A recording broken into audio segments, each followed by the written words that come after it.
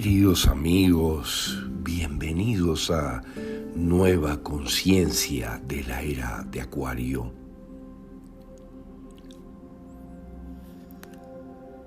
Ahora que se avecinan poderosísimos eventos que despertarán a los más dormidos, necesitamos saber, recordar toda la información elegante y avanzada que te proveeremos en este podcast para manejarnos en estos tiempos con toda nuestra sabiduría.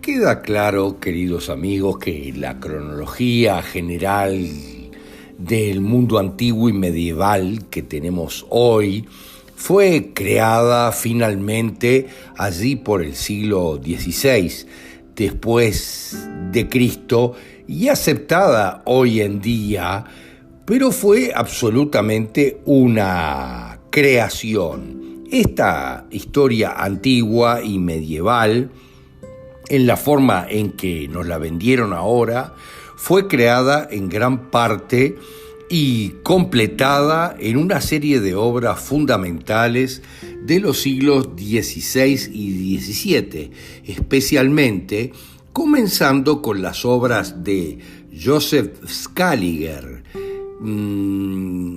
quien vivió de 1540 a 1609 con el rótulo de Josephus Justus Scaliger, el, entre comillas, de alguna manera, fundador de la cronología moderna como ciencia. Pero hoy por hoy que vivimos esta pandemia, tenemos claro que lo de la ciencia en su gran mayoría es una manipulación exactamente igual que la de la historia. El trabajo de Scaliger fue completado principalmente, cuando no, por el cronólogo jesuita Dionysius Petavius, conocido como Petavius, quien existió de 1583 a 1652. Pero aquí es importante tomar nota que 15 años antes de la caída de la Unión Soviética, un grupo de matemáticos rusos se puso manos a la obra en la Universidad Estatal de Moscú, trabajando en un desarrollo de una nueva cronología basada en el análisis de fuentes históricas, pero con métodos modernos de la matemática estadística y los grandes cálculos hechos ya con computadoras. Fíjense, estos profesores y matemáticos rusos, el profesor Fomenko y Novosovsky, junto con otros muchos profesores y científicos, publicaron una gran cantidad de trabajos de análisis que nos muestran toda una historia del mundo muy diferente del siglo XVII de lo que hoy consideramos. Pero vamos a hacerles un pequeño resumen de esa información que ustedes podrán encontrar en el sitio oficial de ese proyecto. Pero está claro que el primer estado grande, históricamente hablando, el primer imperio, surgió en el delta del Nilo, en el territorio del actual Egipto, y también se apoderó de las tierras costeras del mar Mediterráneo debido al hecho de que el mundo se desarrolló a través de la navegación costera principalmente. Casi todos los eventos que conocemos hoy en la historia de Egipto ocurrieron muy probablemente, miren lo que les estoy diciendo, en cambio del cuento que nos vendieron, en la Edad Media.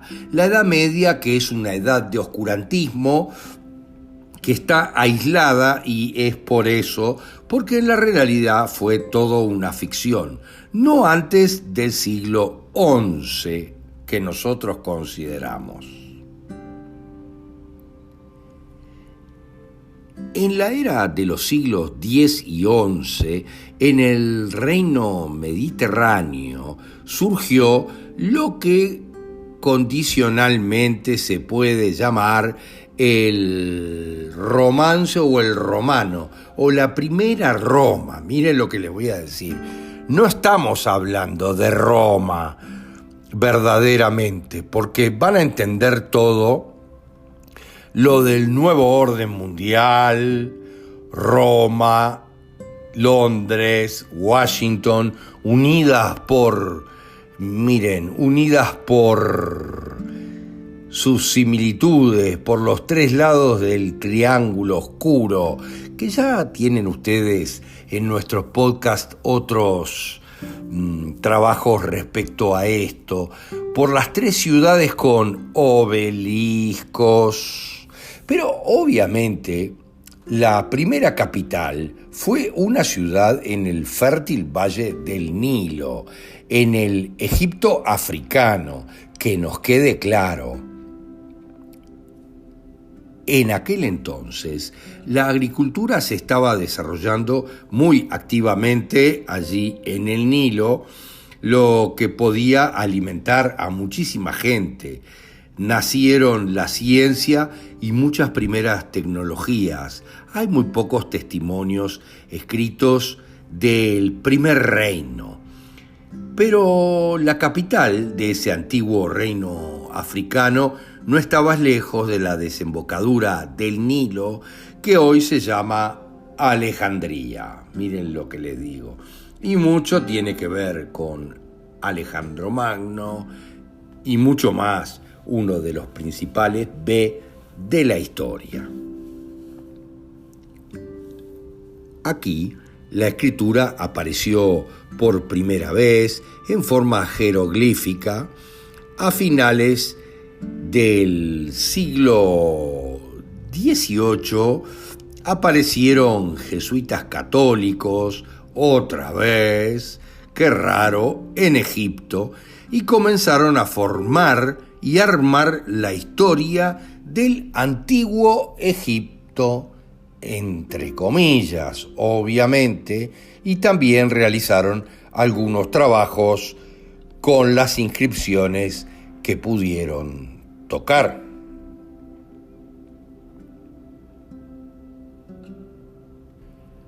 En el siglo XI, la metrópoli del reino se mudó al Bósforo, donde se encontraba en un lugar estratégicamente ventajoso.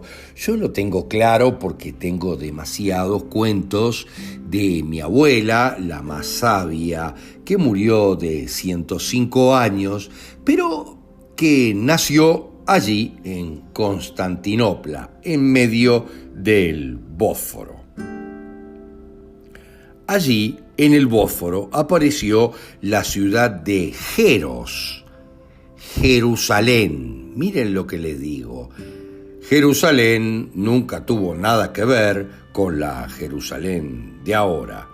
Es el Zar Grad, es Troya, a unos 30 kilómetros al norte de la moderna Estambul de hoy.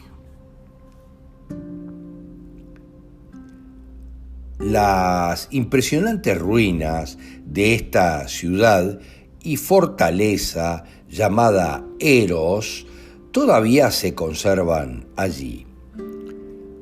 Más tarde, ya en los siglos XIII y XIV, la capital del reino se desplazó un poco hacia el sur, donde apareció una nueva ciudad con el mismo nombre, Jerusalén. Esto es fantástico porque lo podemos encontrar en todos los antiguos mapas del orbe que no fueron modificados por los jesuitas. Con el tiempo comenzaron a llamarlo Constantinopla y luego Estambul. Mi abuela todavía tenía sus documentos como nacida en Constantinopla. El nombre de Jerusalén flotaba y en diferentes momentos se aplicaba a diferentes ciudades. Miren qué interesante todo esto, porque es esta Jerusalén la que se describe en la Biblia, y fue aquí donde los cruzados fueron a castigar a los que crucificaron a Cristo. Las campañas ocurrieron, hubo 2 y no 4, como dice la historia tradicional del manipulador Scaliger, en 1189, 1192, entre el 89 y el 92, y entre 1199 y 1204.